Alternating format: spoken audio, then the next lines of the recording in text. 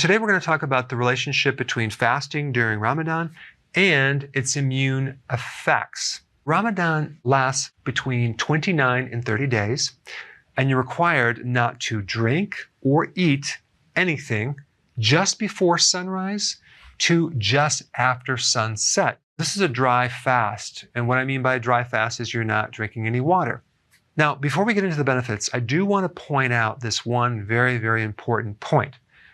If you look at some of the studies done on Ramadan, you're going to see some mixed reviews. And I think the reason for that, because what you eat before and after you fast is going to make or break your success. If you are eating a lot of junk food, refined carbohydrates, that is going to greatly inhibit these amazing effects that you could achieve if you added keto-friendly foods, low carb, during the meals. I mean, think about it. Ketones in general are antimicrobial. When you do fasting, you actually decrease what's called cytokines. There are different types of cytokines, and cytokines are chemical messages that communicate between your immune cells. There are certain cytokines that cause inflammation, and those are the ones that we're talking about. So it'll decrease the trigger to inflammation. Also, it will stimulate something called macrophages.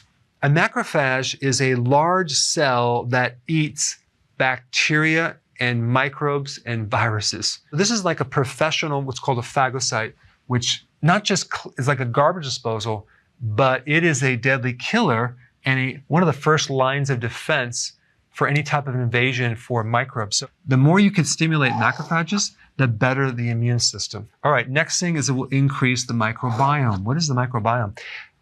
That describes your friendly microbes in your body that help you. A great majority of your immune system, and I'm talking like 70%, is located in your large intestine. And I'm talking about the microbiome, which I did a video on, and I'll put that link down below, gives you incredible immune support. And without it, your risk for infection goes straight up and vertical. When you do fasting, which is kind of weird because you're actually kind of starving them, they live longer. There's certain type of genetic things that get triggered that support your immune system.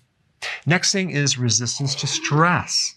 When you fast, you increase your capacity to fight off stress, as well as DNA damage too.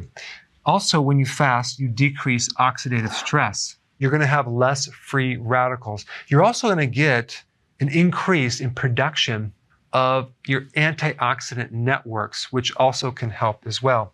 And lastly, fasting will increase autophagy, which is your body's ability to recycle old damaged parts, as well as microbes. There's a very specific type of autophagy called xenophagy, which targets pathogens. One huge benefit of fasting is basically the elimination of these microbes that can stay dormant in your body for many, many years. Ramadan has huge, powerful effects on the immune system, but I think it could be a lot better if you also add keto. If you're new to my channel, I put a link down below of exactly what you should be eating to enhance your benefits. If you want more information about fasting, check out this intro video right here.